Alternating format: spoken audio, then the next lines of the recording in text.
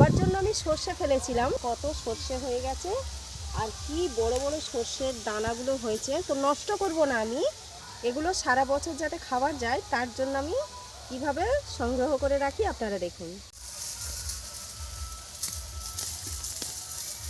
একদম শুকিয়ে খলখল করছে, ভেতরে নড়ছে, অনেকটা ফেটে সর্ষেও বেরিয়ে যাচ্ছে।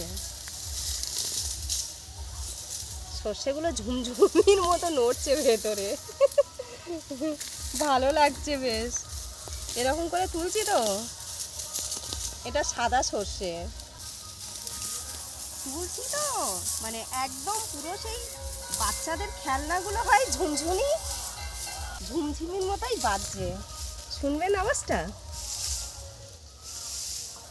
এগুলো সব ভেতরে সর্ষের আওয়াজ। দেখুন কত সুন্দর লাগছে। এখন আমি এগুলো রোদে দেব।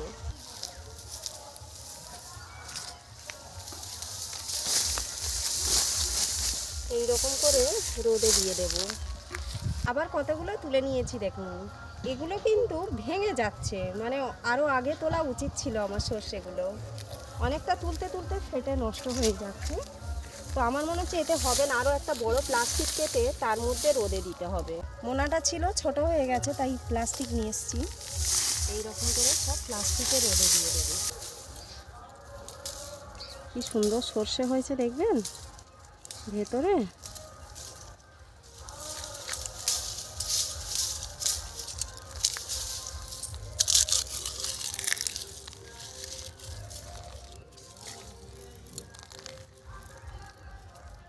দেখুন